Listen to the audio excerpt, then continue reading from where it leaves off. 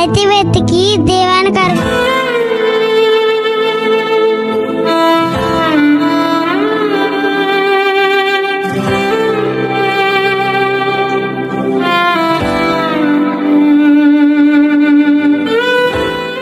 ప్రభోదయం అందరికీ ప్రయత్నాడండి.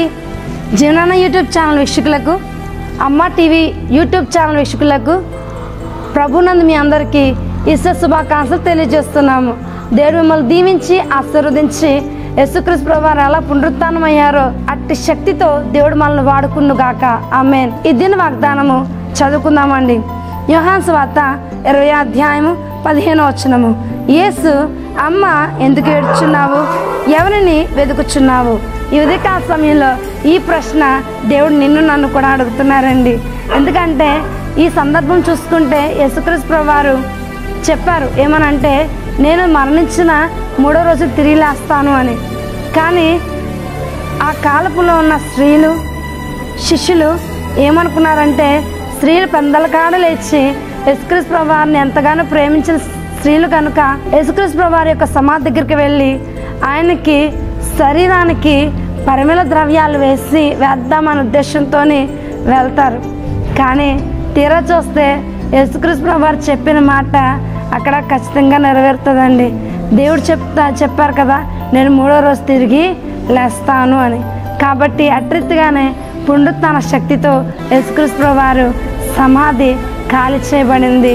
ఆయన సమాధి ఎంప్టీగా ఉంది. అయితే ఈ లోకంలో ఉన్న వారందరి సమాధులు అలానే ఉన్నాయి తప్ప, కానీ యేసుక్రీస్తు ప్రభువారు ఏకైక ఆయన సమాధి మాత్రమే ఎంప్టీగా ఉంది. ఇప్పుడు కూడా యెరూషలేములో చాలామంది వీక్షిస్తారు, చాలామంది చూడడానికి వెళ్తారు.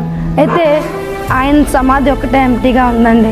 అంటే ఈ స్త్రీలు దేవుణ్ణి మాటను నమ్మలేదు. నమ్మక ఏం చేస్తారంటే, ఆయన దగ్గరికి వెళ్ళినప్పుడు సమాధి ఖాళీగా ఉండగా మగ్దలేనే మరియ ఏడుస్తూ అక్కడే ఉండిపోయింది. ఏమనంటే, అక్కడ పనిచేసే వ్యక్తి దగ్గరికి వెళ్ళి అంటది, నా యేసుక్రీస్తు ప్రభువారు ఎక్కడున్నారో చెప్పు, అతను నేను తీసుకొని వెళ్ళిపోతాను అని. కానీ యేసుక్రీస్తు ప్రభువారు ఆమెతోని చెప్తారు, అమ్మా ఎందుకు ఏడుస్తున్నావు? నువ్వెవరిని వెతుకుతున్నావు అని.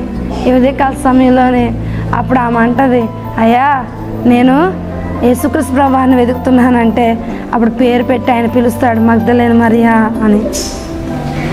అప్పుడు ఆమె దేవుణ్ణి చూసి అతన్ని ఆశ్చర్యపోతుంది. ఆయన దగ్గరికి వెళ్ళి పట్టుకుందామని చూస్తుంది, కానీ దేవుడు ఆమెని పట్టుకోవద్దని చెప్తారు.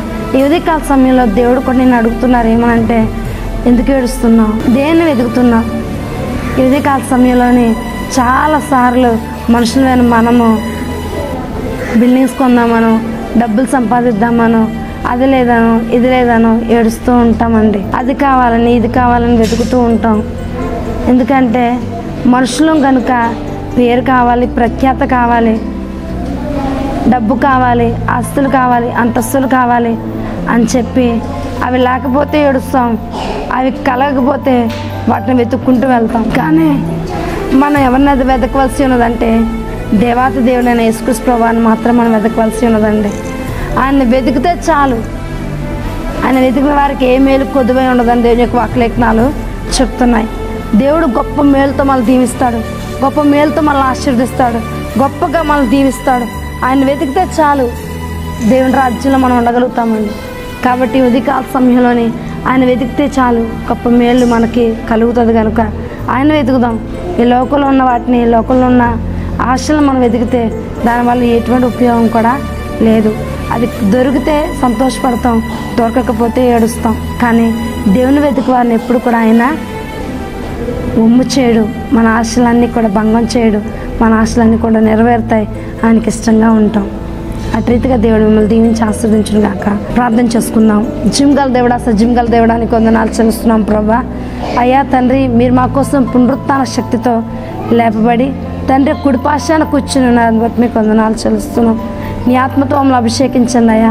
నీ సన్నిధితో మమ్మల్ని నింపండి, నీ ప్రసన్నతో మమ్మల్ని నింపండి ప్రభా. కనికరించండి అయ్యా. మీ వైపు చూడటం మాకు నేర్పించండి, మిమ్మల్ని వెతకడం మాకు నేర్పించండి. ఈ లోకంలో ఉన్న ఆశలైన కోరికల వైపు తిరగకుండా ప్రభా మీ వైపు తిరిగి మీ కొరకు బ్రతికే భాగ్యం ఇచ్చి మీ నామం కనపరచుకోవాల్సిందిగా వేడుకుంటూ నజరేయుని యేసు నామములో అడుగుచున్నాం తండ్రి, ఆమేన్.